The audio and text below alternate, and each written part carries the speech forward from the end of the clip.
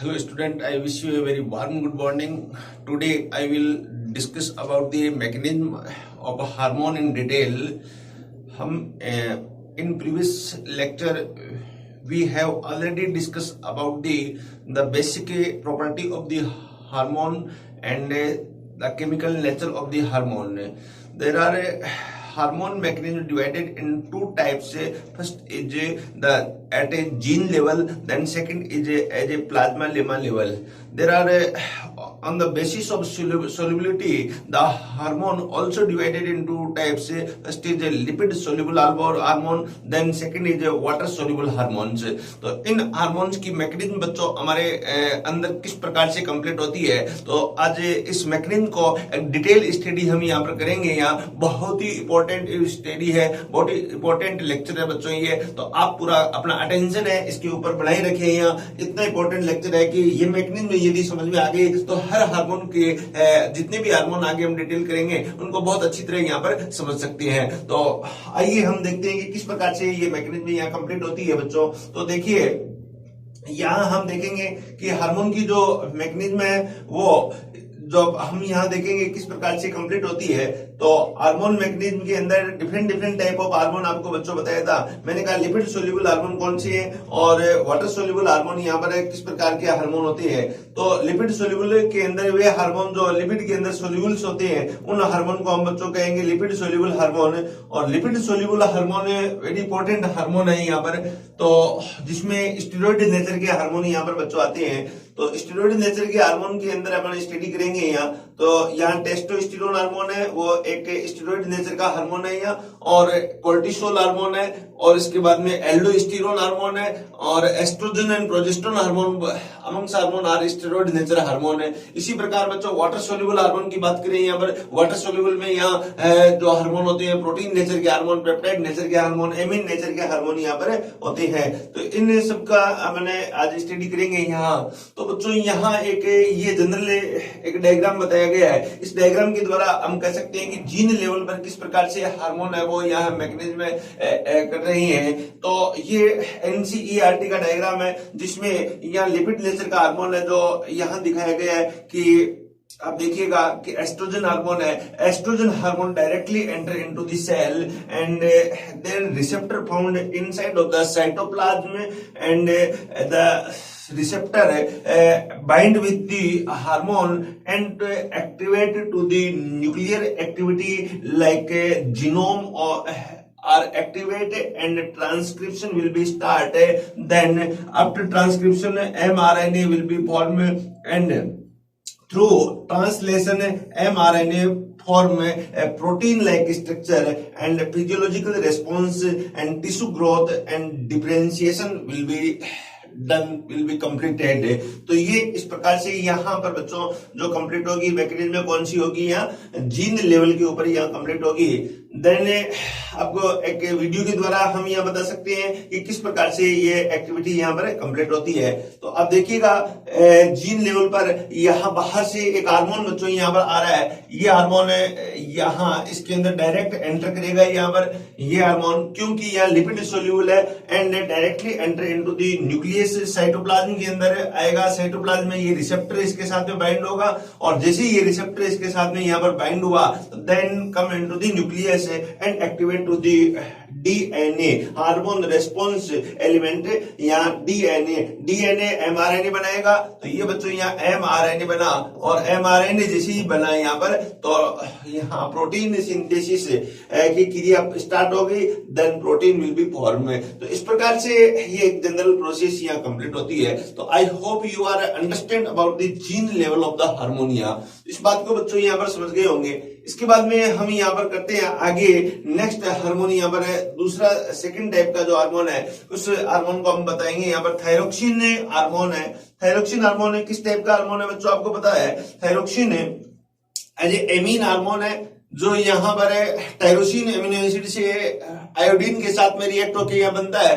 But ये gene level पर यहाँ पर फंक्शन करता है। ये डायरेक्टली इसके जो रिसेप्टर है बच्चों का न्यूक्लियस के अंदर इसके रिसेप्टर प्रेजेंट होती हैं और उसके कारण ये डायरेक्टली एंटर करता है थ्रू प्लाज्मा मेम्ब्रेन, साइटोप्लाज्म से होता हुआ या न्यूक्लियस के साथ में बाइंड होगा, न्यूक्लियस के डीएनए के साथ में बाइंड होगा और वहां पर फिजियोलॉजिकल रेस्पॉन्स कंप्लीट करवाता है। तो इस प्रकार से थायरोक्सिन एक इंपॉर्टेंट हार्मोन यहाँ पर है। तो इसके बारे में हम देख सकते हैं कि thyroid hormone thyroxine and triiodothyronine cause in increased transcription by the certain gene in the nucleus. तो it is very very important question बच्चों।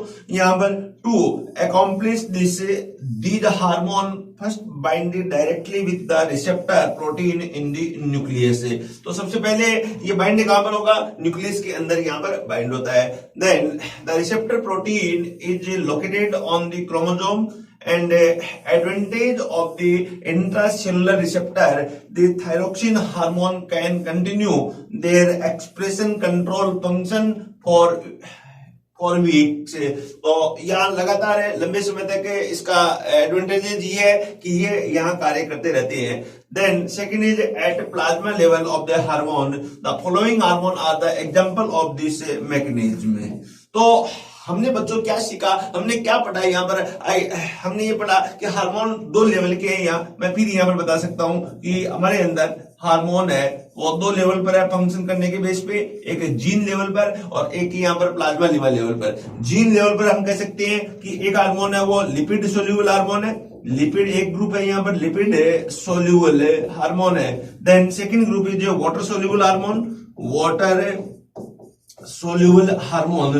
दो ग्रुप हमने यहाँ पर पढ़े। लिपिड सोल्यूबल हार्मोन में कौन कौन से हार्मोन आते हैं? तो यहाँ पर इस ग्रुप के अंदर अपन देखते हैं कि स्टेरॉइड नेचर के जितने भी हार्मोन है, स्टेरॉइड नेचर के हार्मोन इसके अंदर आते हैं और थायरोक्सिन हार्मोन है, थायरोक्सिन हार्मोन है वो इसी ग्रुप के अंदर आता है, जिसकी मैकेनिज्म बच्चों हमने यहाँ पर देख ली कि इसके रिसेप्टर है वो इंट्रासेलुलर टाइप ऑफ रिसेप्टर है which is found inside of the cell. The steroid receptor found in the cytoplasm and the thyroxine receptor found in the nucleus. Very very important question बच्चों, याद रखिएगा इसे। Then second type of hormone, second group of hormone the water soluble hormone. Water soluble hormone बच्चों यहाँ पर कई प्रकार के होते हैं। तो इसमें हम देख सकते हैं पेप्टाइड के हार्मोन होते हैं। पेप्टाइड नेचर में हमने आपको बताया था, पेप्टाइड नेचर में दो हार्मोन है, या मैंने कहा जो small peptide small amino acid या लिस्ट एमिनो एसिड से यहाँ फॉर्म रहते हैं, जिसमें पेप्टाइड के नंबर है वो कम होते हैं। For example ADH, for example oxytocin hormone is peptide hormone. Okay बच्चों। Then second type of hormone यहाँ पर हम कह सकते हैं या प्रोटीन नेचर के हार्मोन, प्रोटीन नेचर के हार्मोन। देन थर्ड टाइप के हार्मोन यहाँ पर है एड्रिनलिन, नॉर एड्रिनलिन या एमीन नेचर के हार्मोन। एमीन नेचर के हार्मोन यहाँ पर होते हैं। Thyroxine hormone is amine nature but exception है यहाँ पर वाटर सोल्यूबल नहीं है, वो क्या है यहाँ पर लिपिड सोल्यूबल है, थायरोक्सिन T3 और T4। ये बच्चों याद रखना है क्योंकि यही क्वेश्चन यहाँ पर आता है, कौन सा हार्मोन लिपिड नेचर का है, कौन सा हार्मोन यहाँ पर वाटर नेचर का है। क्वेश्चन यहीं पर यहाँ पर पूछा जाता है। तो इस बात को बच्चों आप यहाँ पर समझ गए होंगे कि किस प्रकार के हार्मोन होते हैं, कैसे यहाँ पर फंक्शन करेंगे। तो ये एक यहाँ पर इंपॉर्टेंट फंक्शन यहाँ पर कंप्लीट होता है। देन नेक्स्ट हम इसकी अब डिटेल मैकेनिज्म यहाँ पर करेंगे कि किस प्रकार से यह हार्मोन यहाँ पर काम करता है, इंसुलिन हार्मोन कैसे काम करता है। तो एक मैकेनिज्म के रूप में हम देखते हैं। तो हम बच्चों यहाँ पर आप देखिएगा यहाँ सेल मेम्ब्रेन लेवल पर, सेल मेम्ब्रेन लेवल पर जो मैकेनिज्म और एक्स्ट्रा सेलुलर हार्मोन मैकेनिज्म। तो एक्स्ट्रा सेलुलर हार्मोन मैकेनिज्म में कौन कौन से हार्मोन है, जिसमें एक हार्मोन में एग्जांपल के तौर पे यहां पर बात लेता हूं इंसुलिन हार्मोन। इंसुलिन हार्मोन को एग्जांपल के तौर पे लिया। इंसुलिन हार्मोन जो प्रोटीन हार्मोन, ध्यान रखें यहाँ पर प्रोटीनस हार्मोन है और किस प्रकार से ये यहाँ पर फंक्शन करता है, इस मैकेनिज्म को हमें यहाँ पर करना है। यहाँ तो ये एक्स्ट्रा सेलुलर रिसेप्टर है। एक्स्ट्रा सेलुलर रिसेप्टर में हम देखेंगे यहाँ पर बच्चों ये सेल मेम्ब्रेन है, इस सेल मेम्ब्रेन के ऊपर यहाँ पर ये एक सेल मेम्ब्रेन है। इस सेल मेम्ब्रेन के अंदर यहाँ प्रोटीन पाई जाती है। एक प्रोटीन यहाँ पर, एक प्रोटीन यहाँ पर, सब यूनिट के बीच में 4 सब यूनिट है, अल्फा सब यूनिट और बीटा सब यूनिट यहाँ पर, ध्यान रखिए। यहाँ अब इसके अंदर इंसुलिन हार्मोन है वो ध्यान रखिए, यहाँ जो रिसेप्टर्स होते हैं वो ग्लूकोज को एंटर करवाने के लिए जो रिसेप्टर होंगे ग्लूटाफोर प्रोटीन, ये एक चीज याद रखिएगा आप, ये आगे भी मैं इसको डिस्कस करूंगा यहाँ। तो यहाँ इसके हार्मोन की मैकेनिज्म के लिए इस टाइप के hormone, that type of hormone directly does not enter into the cell due to insoluble in the lipid. The plasma membrane of the cell formed by the phospholipid, but that type of hormone is a water soluble hormone. Water soluble hormone directly does not enter into the cell.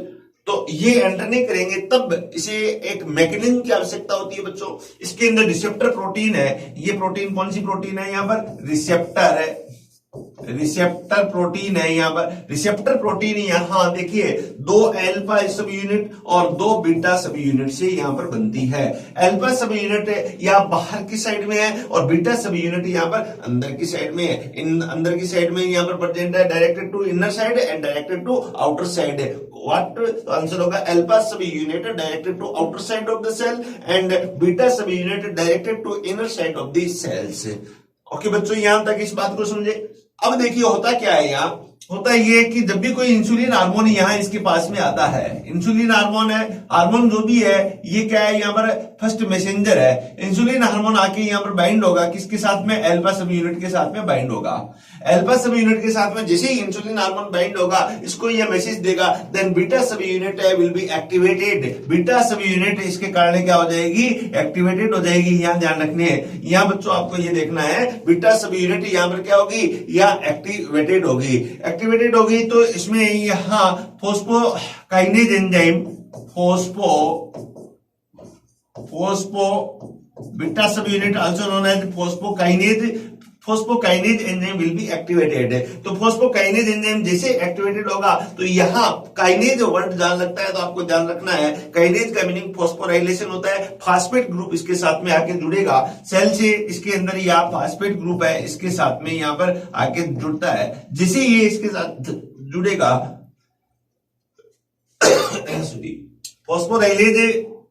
फोस्फोकाइनेज enzyme इसके साथ जुड़ेगा, phosphorylation की क्रिया होगी। जैसी होगी तो यहाँ इन मेम्ब्रेन देखिए, यहाँ एक स्पेशल प्रोटीन है वो एक्टिवेट होगी, ये प्रोटीन एक्टिवेट होगी। इस प्रोटीन को हम कहते हैं जी प्रोटीन। याद रखिएगा बच्चों, बहुत इंपॉर्टेंट क्वेश्चन है यहाँ पर। जी protein will be activated in the plasma membrane. Ji protein जैसी एक्टिवेटेड होगी यहाँ, तो ये एक एंजाइम को एक्टिव करेगी, इसको कहते हैं फोस्फोडाइएस्ट्रेज एंजाइम।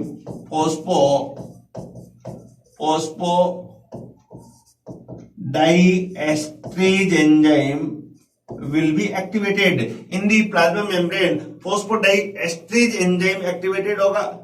फोस्फोडाइएस्ट्रेज एंजाइम या फिर कैस्केड रिएक्शन करेगा इन दी प्लाज्मा मेम्ब्रेन। एक और यहाँ प्रोडक्ट बनता है इसके अंदर, कहा, प्लाज्मा मेम्ब्रेन के अंदर। इसे हम कहते हैं PIP, PIP2 फोस्फोटिडाइइनोसिटोल बाई फॉस्फेट। तो PIP2 का फॉर्मेशन होगा यहाँ पर in the plasma membrane. Okay, PIP2 यहां देखिएगा बच्चों, PIP2 break down into 2 structure. First is the IP3, second is DG और DAG। ध्यान रखिए, IP3 is soluble in water. ये बच्चों यहाँ पर क्या है, सोल्यूबल है किसके अंदर, वाटर के अंदर यहाँ पर सोल्यूबल है या। और DG है वो इनसोल्यूबल है, यहाँ पर DG इनसोल्यूबल है। तो यहां पर IP3 इनोसिटोल 3 फास्फेट, IP3 का मीनिंग होता है यहाँ पर inositol 3 phosphate. Inositol 3 phosphate come into the cytoplasm of the cells and enter into the ER के अंदर बच्चों ये एंटर होगा and ER release the calcium ion. तो कैल्शियम आयन जैसे ही रिलीज होगा तो कैल्शियम आयन रिलेटेड जो फिजियोलॉजिकल रिएक्शंस जो होती है वो सब कहां पर होगी, यहाँ इनसाइड ऑफ द सेल है वो, यहाँ रिएक्शन कंप्लीट होगी। तो इस प्रकार से IP3 है वो एक सेकंड मैसेंजर का यहाँ पर काम करता है। ये बच्चों याद रखिएगा। देन सेकंड है DG और DAG, डाई एसाइल ग्लिसरॉल के रूप में इसे जानती है। ये क्या करता है, यहाँ पर पाइरूवेट काइनेज मेम्ब्रेन के अंदर पाइरूवेट काइनेज एंजाइम है, इसको एक्टिवेट करेगा। यहाँ पर जैसे ही एक्टिवेट यहाँ पर करेगा तो ये पाइरूवेट काइनेज एंजाइम है, फिर यहाँ कैस्केड रिएक्शन होगी तो मेनी अदर्स एंजाइम है, अदर्स एंजाइम एक्टिवेट होंगे और अदर्स एंजाइम यहाँ पर एक्टिवेट करेंगे pyruvate dehydrogenase enzyme, pyruvate dehydrogenase enzyme इसको एक्टिवेट करेंगे और ये एक्टिवेट करने से यहाँ पर फिजियोलॉजिकल फंक्शन से कंप्लीट होगा। यहाँ तो इस प्रकार से बच्चों आप देखिए एक इंसुलिन हार्मोन डायरेक्टली यहाँ एंटर नहीं कर पाया, लेकिन फिर भी यहाँ पर इंसुलिन हार्मोन के कारण ये जो एक रिएक्शन होती है, इस रिएक्शन को हम कहते हैं कैस्केड रिएक्शन, जो एक के बाद एक यहाँ प्रोडक्ट बनता है, उस प्रोडक्ट के कारण यहाँ पर क्या फिजियोलॉजिकल रेस्पॉन्स होते हैं। तो बच्चों हमने क्या सीखा, हमने यहाँ देखा कि एक्स्ट्रा सेलुलर जो रिसेप्टर्स होते हैं वो किस प्रकार से हार्मोन के साथ बाइंड होते हैं और कैसे यहाँ पर फंक्शन करते हैं। तो प्लाज्मा लीमा लेवल पर फंक्शन करते हैं। तो फर्स्टली यहाँ पर insulin hormone come near the cell and bind with the alpha subunit of the receptor, then the beta subunit activated. The beta subunit is a enzyme that is called the phosphokinase enzyme. In the presence of the phosphokinase enzyme, the phosphorylation activity will be activated, then the phosphate ion bind with the beta subunit inside of the membrane. According to the presence of beta subunit or phosphokinase enzyme or phosphate ion, the G protein will be activated. Then G protein change into the phosphodiesterase enzyme. Inside of the membrane, the diesterase enzyme form to the PIP2. The PIP2 break down into two substances, IP3 and DG or DAG. IP3 is a water soluble substances and DG is a water insoluble substances. So the IP3 come into the cytoplasm of the cell and inside and enter into the ER. Inside of ER, the presence of IP3 that higher amount secrete to the calcium ion and calcium ion related function will be completed in the cell. तो इस प्रकार से ये बच्चों यहाँ पर function होगा, ये कार्य करेगा। आप बच्चों इसको बहुत अच्छी तरह समझ गए होंगे। इसके बाद में डीजी क्या करता है, डीजी यहाँ पर पायरेट काइनेज एंजाइम है उसको एक्टिवेट करेगा, वो बनाएगा। फिर ये अदर्स एंजाइम की हेल्प से पायरेट डिहाइड्रोजिनेज एंजाइम को यहाँ पर बनाएगा, जिससे यहाँ पर हमारे अंदर देखिए सेल के अंदर है वो अलग प्रक्रिया होगी और फिजियोलॉजिकल रिस्पॉन्स यहाँ कंप्लीट होगा। तो इस प्रकार की एक मैकेनिज्म होती है। यहाँ हम देखते हैं बच्चों, यहाँ कुछ सेकेंडरी मैसेंजर है, सेकेंडरी मैसेंजर बनते हैं, secondary messenger, very very important question. तो मैंने कहा हार्मोन क्या होता है, प्राइमरी मैसेंजर है या फर्स्ट मैसेंजर है, और अदर जो सेकेंडरी मैसेंजर के रूप में बच्चों आपको याद रखना है, कल भी आपको बताया था, इससे प्रीवियस लेक्चर में भी बताया था कि सेकेंडरी मैसेंजर है वो कौन कौन से हो सकते हैं। तो सेकेंडरी मैसेंजर के रूप में आप यहां देखोगे, एक तो CAMP is a secondary messenger, इसका ऑपोजिट CGMP एक सेकेंडरी मैसेंजर, इसके बाद में IP3 is a secondary messenger, इसके बाद में DAG is a secondary messenger and calcium ion एक secondary messenger and nitric oxide is a secondary messenger. तो ये सब यहाँ पर सेकेंडरी मैसेंजर के रूप में कार्य करते हैं। डिफरेंट डिफरेंट हार्मोन जब फंक्शन करते हैं तो डिफरेंट डिफरेंट यहाँ पर सेकेंडरी मैसेंजर है उसका फॉर्मेशन यहाँ होता है। तो that is very very important mechanism है। थोड़ी सी हमने यहाँ पर डिटेल मैकेनिज्म समझने का प्रयास किया है। I hope you are clear understand about the mechanism, you have a and beautiful understanding of the mechanism। तो इस प्रकार से आप बच्चों आप बता सकते हो कि ये एक यहाँ सेकेंडरी मैसेंजर जो एक इंपॉर्टेंट क्वेश्चन यहाँ बनता है और उस क्वेश्चन का हम आंसर बहुत अच्छी तरह से अब दे पाएंगे कि किस प्रकार से ये मैसेंजर बनते हैं, कैसे ये मैकेनिज्म करते हैं। तो इंसुलिन हार्मोन की मैकेनिज्म यहाँ पर बताई थी। अब यहाँ हार्मोन जो ये क्रिया हो रही है, तो फर्स्ट क्रिया क्या हो रही है, binding of the insulin to the receptors, extracellular receptor, ये फर्स्ट क्रिया हुई थी। Second, formation of the secondary messenger, what type of secondary messenger form in the cell, and different different type of secondary messenger form in the cell and they activate the physiological activity in the nucleus in the cells. Then third reaction बच्चों क्या होगी यहाँ पर, third यहाँ पर reaction ध्यान रखना, ये secondary formation of the secondary messenger, first थी binding of the insulin hormone and third reaction यहाँ पर होगी एम्प्लीफिकेशन। मैं यहाँ पर लिख रहा हूं एम्प्लीफिकेशन है। तो एम्प्लीफिकेशन का मीनिंग यहाँ पर क्या होता है, तो हमने बच्चों को बताया कि हार्मोन है वो सीक्रेट होता है इन ए ट्रेस अमाउंट, बहुत ही लिमिटिंग मात्रा में यहाँ पर हार्मोन है वो अमाउंट में हार्मोन रिलीज होता है, हार्मोन सीक्रेट होता है। अब लिमिटिंग अमाउंट में सीक्रेट होता है तो हार्मोन में ऐसा क्या होता है कि हार्मोन यहाँ पर बहुत अधिक मात्रा में किसी सब्सटेंस को एक्टिवेट कर रहा है, तब तो देखिएगा यहाँ एम्प्लीफिकेशन की इसमें क्रिया होती है। एम्प्लीफिकेशन का मीनिंग हार्मोन का एक मॉलिक्यूल है, फिर ये क्या करता है यहाँ दो मॉलिक्यूल में कन्वर्ट हो जाएगा, फिर ये यहाँ पर ये एम्प्लीफाइड होके यहाँ पर बहुत सारे मॉलिक्यूल से है वो बना लेगा और अनेक मॉलिक्यूल्स को हम एक्टिवेट यहाँ पर कर सकते हैं इस प्रकार से। तो इस रिएक्शन को हम कहते हैं यहाँ पर एम्प्लीफिकेशन की रिएक्शन कहते हैं यहाँ। तो हार्मोन में एम्प्लीफिकेशन का कैरेक्टर भी यहाँ पाया जाता है। एक ग्लाइकोजन के मॉलिक्यूल से या हजारों ग्लूकोज की मॉलिक्यूल है यहाँ पर बनेंगे और वो हमारे अंदर बॉडी के अंदर फिजियोलॉजिकल फंक्शन करते हैं यहाँ। तो इस पर बात को भी बच्चों आप समझ गए होंगे। नेक्स्ट हम यहाँ पर देखें तो अलग एक रिएक्शन और होती है, हम कहते हैं हार्मोन के अंदर एंटागोनिस्टिक रिएक्शन वो यहां पर हार्मोन के अंदर होती है। एंटागोनिस्टिक रिएक्शन का मीनिंग क्या होता है, एक दूसरे के ऑपोजिट फंक्शन करना है। यहाँ हार्मोन का एक स्पेशल कैरेक्टरिस्टिक है कि यहाँ कुछ हार्मोन ऐसे होते हैं, एक हार्मोन एक्टिविटी को इंक्रीज करता है तो दूसरा हार्मोन फिजियोलॉजिकल एक्टिविटी को डिक्रीज करने का फंक्शन कर रहा है यहाँ पर। तो ये भी बच्चों एक हार्मोन का बहुत ही इंपॉर्टेंट कैरेक्टरिस्टिक है यहाँ। ये कैसे एंटागोनिस्टिक, यहाँ मैं एक छोटा सा एग्जाम्पल की बात करूं। यहाँ हार्मोन जो है ये कुछ हार्मोन जैसे एपिनेफ्रिन हार्मोन है, यहाँ पर एपिनेफ्रिन हार्मोन है, ये act on the pacemaker of the heart. यहां पर है ये हार्ट है, ये हमारे अंदर है, ये हार्ट है, हार्ट के अंदर ये बच्चों ये पेसमेकर है। यहां जैसे ही एपिनेफ्रिन आएगा तो एपिनेफ्रिन जैसे ही एंटर होगा, एपिनेफ्रिन यहां इस पर एक्ट होगा तो आप देखिएगा हार्ट बीट है, एक्टिविटी विल बी इंक्रीज, ये बात हम कहते हैं यहां पर। दूसरा हार्मोन है एक एसिटाइल कोलिन, ये भी एक न्यूरोट्रांसमीटर के रूप में यहां पर फंक्शन करता है और जैसे ये आएगा तो यहां पर हार्ट बीट की एक्टिविटी या cardiac activity will be decrease.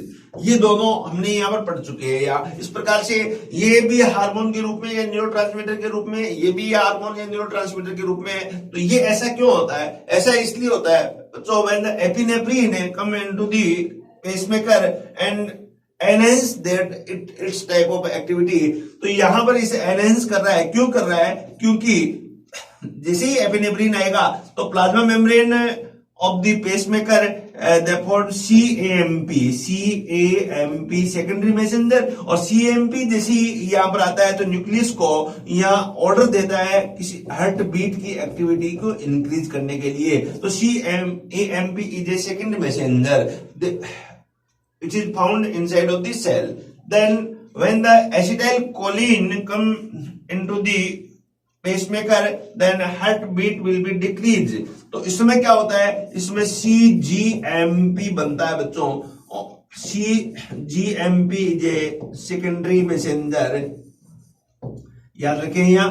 ये क्या करता है, ये न्यूक्लियस को आदेश देता है कोई एक्टिविटी को डिक्रीज करने के लिए, या तो ये ऑपोजिट काम कर रहा है, या ये इंक्रीज करवा रहा है तो ये यहाँ पर एक्टिविटी डिक्रीज करवा रहा है। तो इस बात को बच्चों आपने यहाँ पर समझा होगा, बहुत अच्छी तरह आपके अब समझ में आ गया है किस प्रकार से एंटागोनिस्टिक इफेक्ट यहाँ शो करते हैं। हार्मोन का एक कैरेक्टरिस्टिक और भी है, सिनर्जिक इफेक्ट।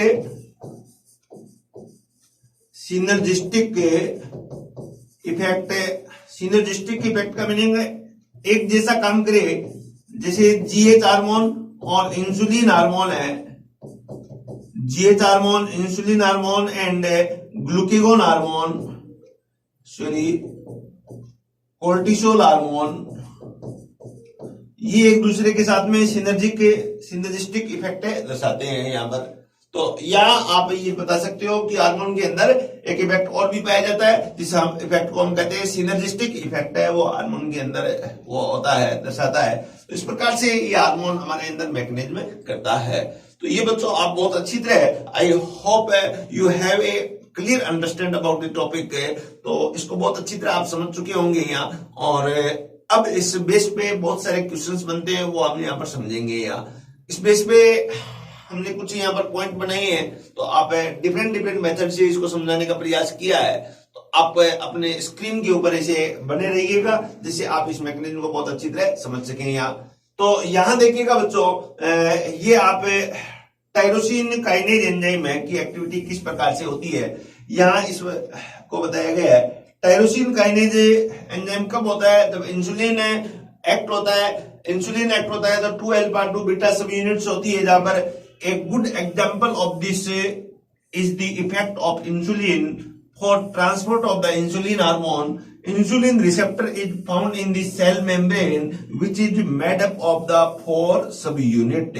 याद रखिएगा 2 अल्फा सब यूनिट एंड 2 बीटा, 2 अल्फा और 2 बीटा सब यूनिट है। अल्फा सब यूनिट मैंने कहा outer side of the alpha सब unit outer side of the cell and beta सब unit alpha and beta inner side of the cell है, वो प्रेजेंट होते हैं। Directed inner side of the cell and directed outer side of the cell.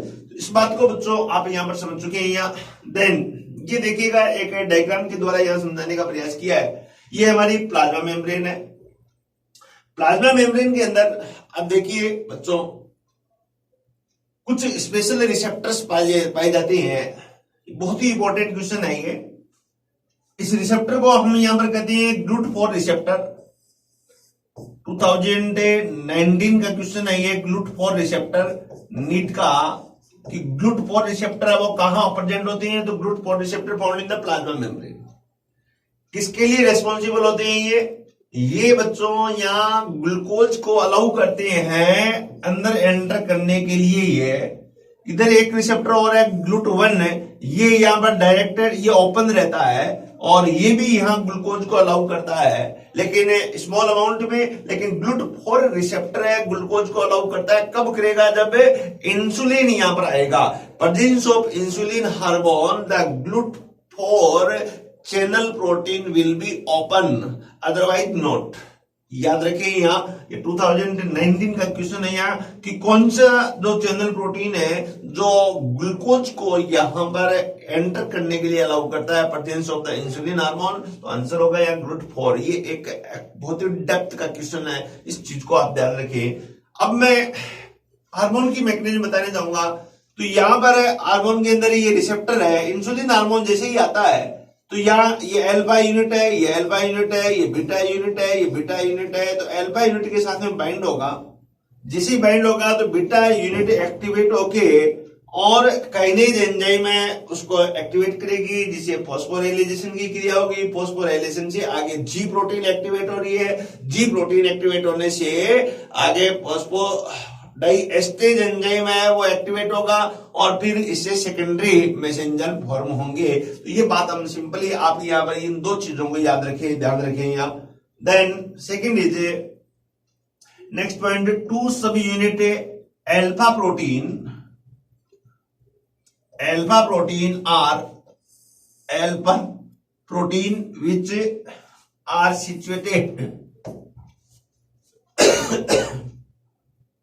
alpha protein which are situated toward the outside of the cell membrane. Okay बच्चों, this subunit bind the insulin hormone to subunit beta protein protrude into the cytoplasm of the cell.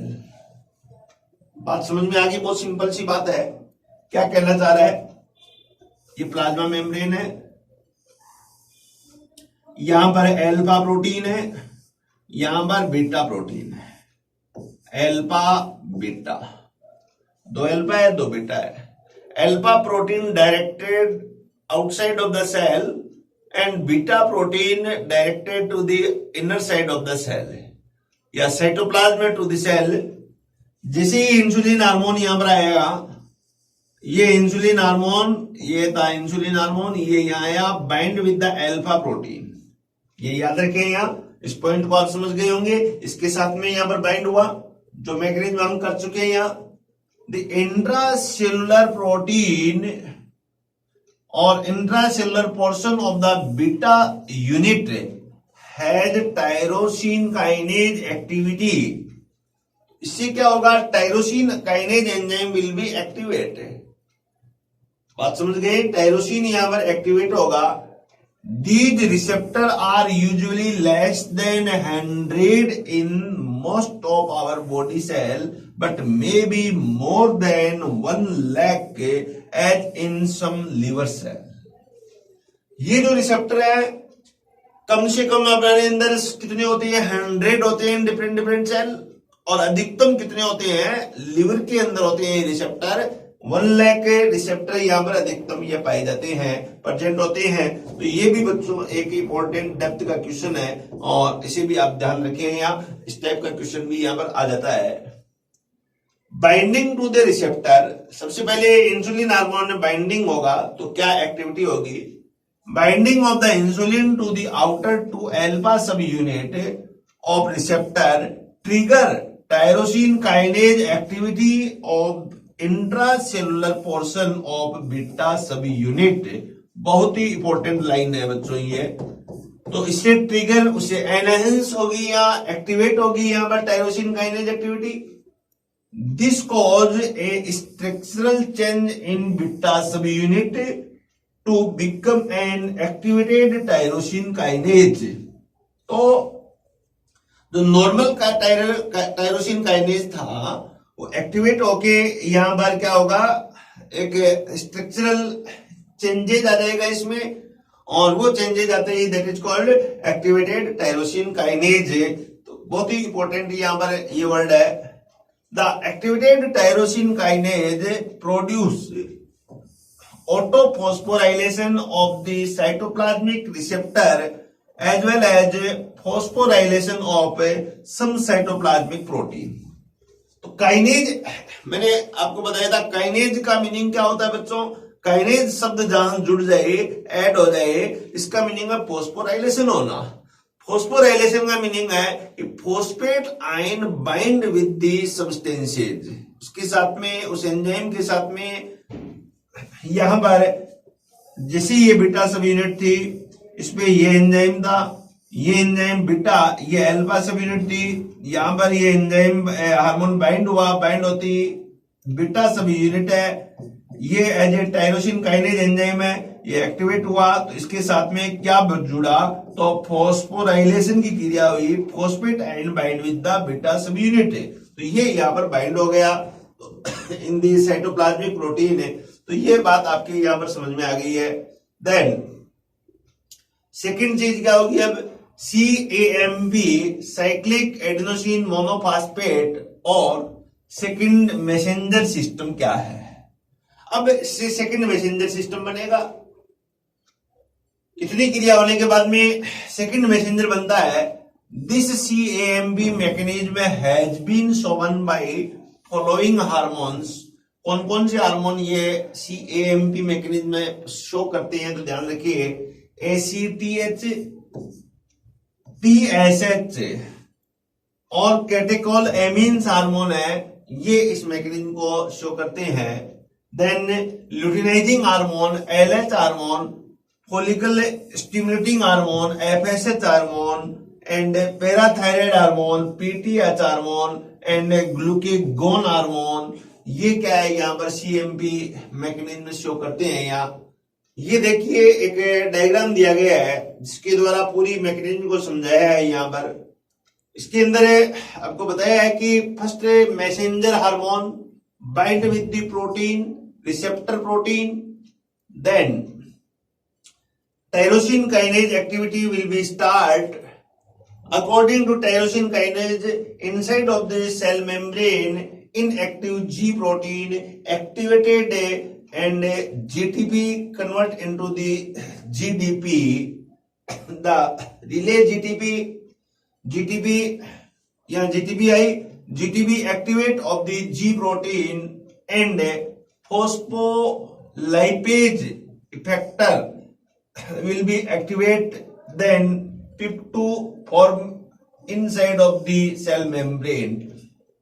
Inside of the cell membrane, the PIP2 convert into IP3 and DAG. IP3 and DAG. IP3 is a water soluble substance and also known as a second messenger. and DAG also known as the second messenger. Then the third type of another enzyme, protein kinase enzyme, will be activate also. IP3 enter into the ER of the cytoplasm, then the ER release calcium ion,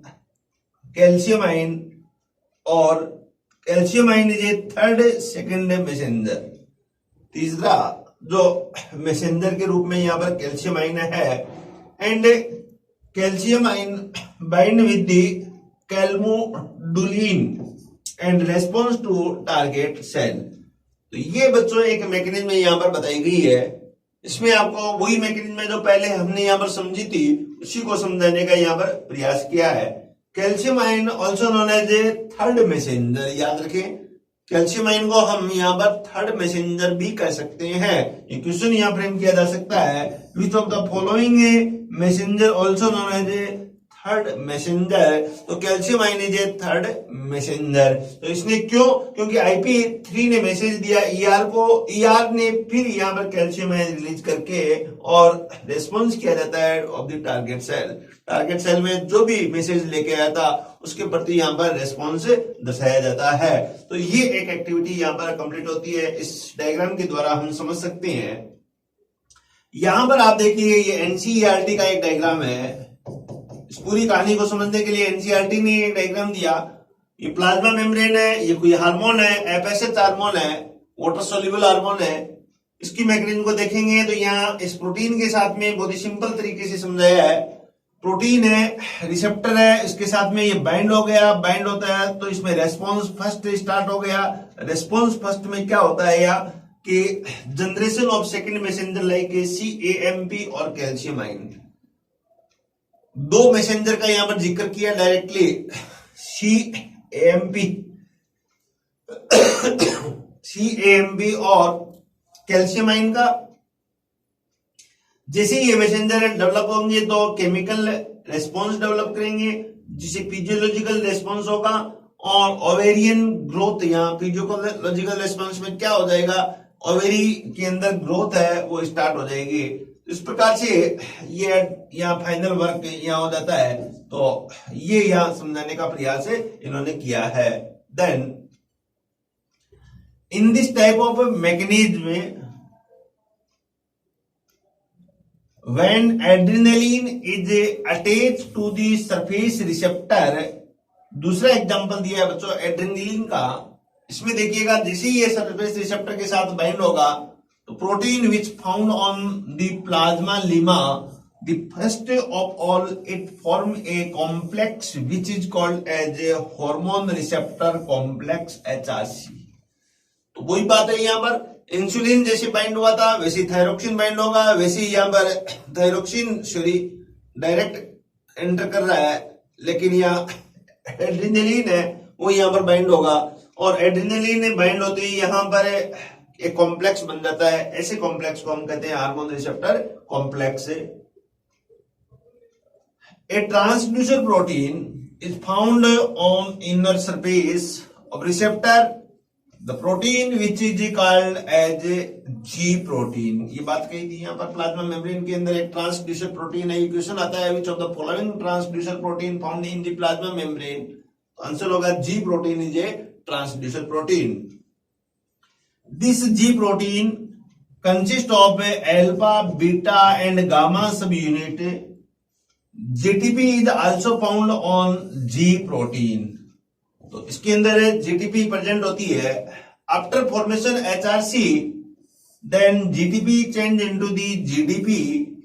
in this process phosphate group is release which activate the G protein, and after activation of G protein their subunit are divided into two groups, alpha subunit and second is beta subunit and gamma subunit. So beta and gamma subunit both are does not separate with the each other. Then activate alpha subunit of the G protein, activate adenylate cyclase enzyme, and activate adenyl cyclase enzyme change ATP into the CAMP on the cell membrane. The CAMP goes into cytoplasm where it activates the inactive protein kinase A to active protein kinase A. याद रखिए बच्चों, बहुत important है ये. This active protein kinase A change inactive phosphorylase kinase enzyme into active phosphorylase kinase enzyme. बहुत important question है ये भी. This active phosphorylase kinase change inactive glycogen phosphorylase into active glycogen phosphorylase. कौन काम कर रहा है ये? एपिनेफ्रिन काम कर रहा है.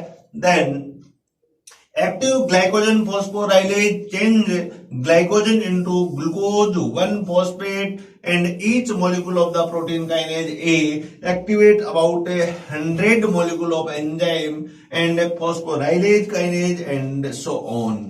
इस प्रकार ये एक एम्प्लीफिकेशन की क्रिया को बताने का प्रयास किया है, जिसमें यहाँ एक जो एंजाइम था और वो यहाँ नियर अबाउट 100 मॉलिक्यूल्स को एक्टिविटी यहां पर कर रहा है. Then as a result a signal molecule of adrenaline release as many as 100 million molecules of glucose within only 1 minute. That is called amplification. इस क्रिया को बच्चों क्या कहेंगे हम यहाँ? एम्प्लीफिकेशन यहां पर कहेंगे. एम्प्लीफिकेशन की डेफिनेशन यहां पर फिर दी गई है. Means the magnitude of the output of a system is much greater than the input. The second messenger CAMP can induce widely differing response in different cells, the depending on what protein are modified. तो इस प्रकार से CAMP different cell के अंदर यहाँ पर different function करता है, देता है. ये बच्चों यहाँ पर देखिएगा एक बहुत ही इंपॉर्टेंट एनिमेशन के द्वारा यहाँ पर समझाने का प्रयास किया गया है. इस एनिमेशन से हम देखिए एक यह हार्मोन यहाँ पर आता है और ये हार्मोन टच करता है. जैसे जैसे यहाँ पर प्रयास करेगा, क्योंकि लिपिड सोल्यूबल हार्मोन नहीं है, वाटर सोल्यूबल हार्मोन है, तो इसलिए डायरेक्ट एंटर नहीं कर पाता है. तो फिर क्या करेगा, ये किसी रिसेप्टर के साथ में यहाँ पर बाइंड हो गया. ये रिसेप्टर है, इसके साथ में जैसे ही बाइंड होगा तो यह जीटीपी यहाँ बनती है अल्फा सब यूनिट, और ये जीटीपी क्या करेगी, यहाँ पर एटीपी प्रोवाइड करेगी और सीएएमपी यहाँ पर बना देगी.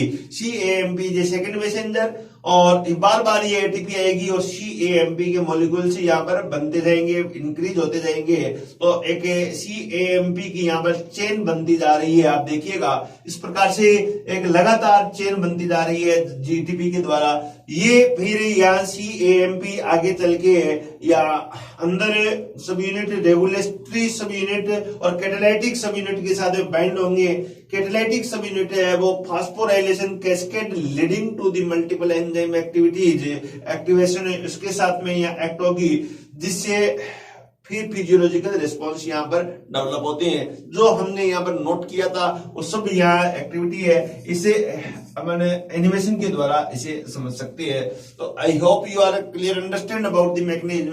Then next is IP3 and DAG mechanism. ये एक सेकंड मैसेंजर है, सेकेंडरी मैसेंजर की मैकेनिज्म के रूप में बताया गया है. In this type of mechanism में लोकल हार्मोन आर इन्वॉल्व. किसमें? IP3 में और DAG में. Such as prostaglandins, acetylcholine and somatostatin hormone. उसके अंदर IP3 और DAG का फॉर्मेशन होने की पॉसिबिलिटी रहती है. Same CAMP mechanism transduce G protein act है. इसमें भी क्या होता है, यहाँ जी प्रोटीन बनेगी. यहाँ सेम वही मैकेनिज्म है. G protein activate enzyme what? Phosphodiesterase enzyme. बहुत ही इंपॉर्टेंट यहाँ पर एंजाइम है. ये बनेगा, यहाँ ये बनाएगा, ये PIP2 बना देगा, यहाँ PIP3 बना देगा. यहाँ पर फॉस्फोडाइएस्टेज या phospholipase enzyme break phosphatidyl inositol bisphosphate PIP PIP2 यहाँ पर बना, ये था. इसको ब्रेक करेगा, ब्रेक करते ही क्या बनेगा, इनोसिटोल ट्राइफॉस्फेट IP3 और दूसरा क्या बन गया, DG बन गया। बात समझ में आई बच्चों? क्या हुआ, मेम्ब्रेन के अंदर मैंने आपको पहले भी बताया था कि सेल मेम्ब्रेन में यहां पर PIP2 बनता है, किसकी प्रेजेंस में, इस एंजाइम की प्रेजेंस में। PIP2 ब्रेक होता है किसमें, तो IP3, और साथ में क्या बनेगा यहाँ, DAG। IP3 क्या है, सोल्यूबल इन दी वाटर है, ये कहां चला जाएगा, ER के अंदर। ER क्या रिलीज करेगा, कैल्शियम रिलीज करेगा। DAG क्या बनाएगा, पायरेट काइनेज और पायरेट डिहाइड्रोजनेट बनाएगा, और जिससे फिजियोलॉजिकल रिएक्शन होगी। तो सिंपल तरीके से, सिंपल भाषा में हम इस प्रकार से समझ सकते हैं। ओके बच्चों, इस प्रकार से आगे चले हम यहाँ।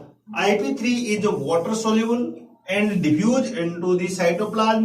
IP3 specially mobilize the calcium ion from smooth endoplasmic reticulum, and the calcium ion promote smooth muscles contraction, change in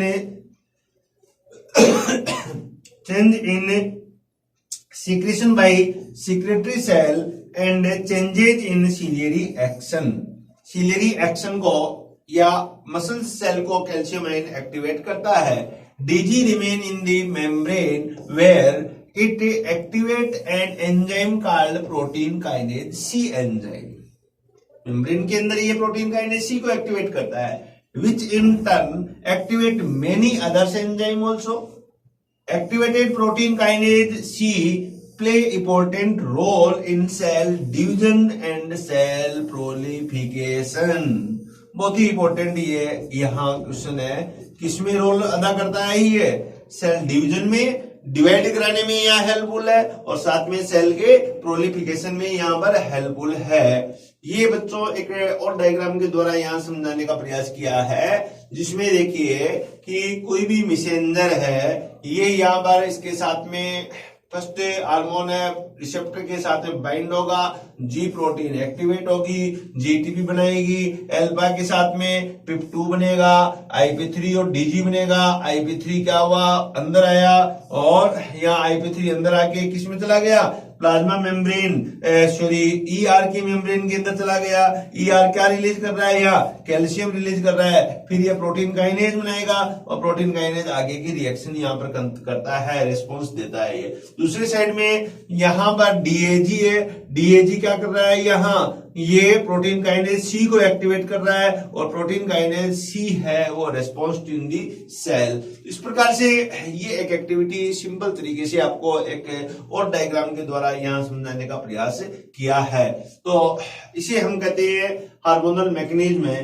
तो किसकी, प्लाज्मा लेमा लेवल पर the action of A lipid soluble hormone, ध्यान रखिएगा मैं दूसरे हार्मोन की बात कर रहा हूं। Action of lipid soluble hormone is slower and last longer than the action of the water soluble hormone. Binding of an extracellular messenger to a surface membrane receptor activate by mean of G protein intermediary the membrane bound enzyme phospholipase C. Okay, then phospholipase or diastase C convert PIP2 a membrane component into the DAG and IP3.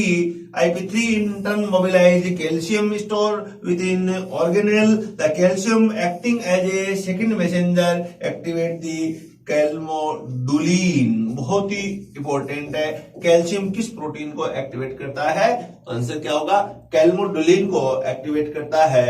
The calmodulin induce a change in the shape and function of a particular intracellular protein. Then many of the calcium-dependent cellular events are triggered by the activation of the calmodulin. तो calcium जब release होगा तो एक और protein है उसे activate करेगा, उसको हम कहते हैं कैल्मोडुलिन। और कैल्मोडुलिन प्रोटीन है वो एक्टिवेशन है, वो ट्रिगर कर रही है अनेक सेलुलर इवेंट्स को। तो ये एक और इंपॉर्टेंट यहाँ फंक्शन बन रहा है। The alter protein then produce the desired cellular response directed by the extracellular messenger. Okay बच्चों, तो इस प्रकार से हम ये मैकेनिज्म यहाँ पर समझ सकते हैं। तो ये एक बहुत ही इंपॉर्टेंट मैकेनिज्म थी और I hope you are clear understand about the gene level और about the plasmalemma level. Simple तरीके से, मोटे तौर पर, बहुत ही सरल तरीके से हम यहाँ पर कह सकते हैं कि जीन लेवल पर जो एक्टिविटी हो रही है उसके अंदर हार्मोन वो soluble in the lipid, lipid के अंदर सोल्यूबल होते हैं और बाहर से कोई मैसेज लेके हार्मोन आएंगे, डायरेक्ट एंटर करेंगे इन दी सेल। इसका मीनिंग बच्चों हमने ये समझा कि इंट्रासेलुलर रिसेप्टर पाए जाते हैं इस हार्मोन के लिए। ये रिसेप्टर साइटोप्लाज्म में भी हो सकते हैं, ये receptor can be found in the nucleoplasm. When the cytoplasm receptor found in the cytoplasm, तो steroid bind with that type of receptor. When the receptor found in the nucleoplasm, that thyroxine hormone bind with the that type of receptor. Okay, simple तरीके में बात दो ये समझ में आई आपने। अब प्लाज्मा लीमा लेवल पर हम देखें, यहाँ पर वहां हार्मोन डायरेक्ट एंटर नहीं कर सकता क्योंकि इनसोल्यूबल है प्लाज्मा मेम्ब्रेन के फॉस्फोलिपिड के साथ में, इसलिए वहां पर क्या होता है, रिसेप्टर्स प्रेजेंट होती है, उसको हम कहेंगे extra cellular receptor. Extra cellular receptor बने होते हैं यहाँ पर 2 अल्फा सब यूनिट और 2 बीटा सब यूनिट से। अब यहां पर जैसे इंसुलिन ले लिया, थायरोक्सिन ले लिया, या बाइंड होगा, बाहर ही बाइंड हो जाएगा, हार्मोन अंदर एंटर नहीं करेगा। अल्फा सब यूनिट के साथ में बाइंड हुआ तो बीटा सब यूनिट है वो एक्टिवेट हुई, टायरोसिन काइनेज एक्टिविटी यहां पर स्टार्ट हो गई। काइनेज होने के कारण फास्फोराइलेशन होता है जिससे जी प्रोटीन एक्टिवेट हुई। जी प्रोटीन फिर फॉस्फोडाइएस्ट्रेज प्रोटीन को एक्टिव करता है। फॉस्फोडाइएस्ट्रेज है वो यहाँ कन्वर्ट होता है, यहाँ PIP2 के अंदर PIP2 फिर यहाँ ब्रेकडाउन होता है यहाँ IP3 और DG के अंदर। DG है यहाँ पर प्रोटीन काइनेज C एंजाइम है वो एक्टिवेट करता है, और IP3 है वो वाटर सोल्यूबल होने के कारण वो साइटोप्लाज्म में आ जाती है और साइटोप्लाज्म के अंदर आके ER में स्मूथ एंडोप्लाज्मिक रेटिकुलम में एंटर करके कैल्शियम आयन रिलीज करवाती है जिससे कैल्मुडीन प्रोटीन एक्टिवेट होगी और इससे फिजियोलॉजिकल रेस्पॉन्स मसल्स लाइक या सेलुलर एक्टिविटी है वो यहाँ पर कंप्लीटेड होगी। तो सिंपल तरीके से हम यहाँ 2 बातों में यह समझ सकते हैं, इसको हम कहेंगे हार्मोन मैकेनिज्म, और इसमें भिन्न हार्मोन के अंदर भिन्न या सेकेंडरी मैसेंजर बनते हैं जिसमें CAMP, GAMP, IP3, DAG और नाइट्रिक ऑक्साइड भी एक यहाँ पर सेकेंडरी मैसेंजर के रूप में कार्य करता है जो विएग्रा में यूज किया जाता है। नाइट्रिक ऑक्साइड है वो क्या है, एक वेजोडाइलेटर गैसियस हार्मोन है which is secreted by the endothelial cell of the blood vessels और ब्लड कैपिलरीज। तो बच्चों इस बात को मैं यहाँ देख सकता हूं कि बहुत ही अच्छी तरह आप इस मैकेनिज्म को अब समझ चुके होंगे। इससे रिलेटेड क्वेश्चंस अब आप बहुत अच्छी तरह सॉल्व कर पाएंगे। अब I hope you are clear understand about the mechanism. Hormone के अंदर एम्प्लीफिकेशन का कैरेक्टर भी यहाँ होता है। ओके बच्चों, थैंक यू सो मच।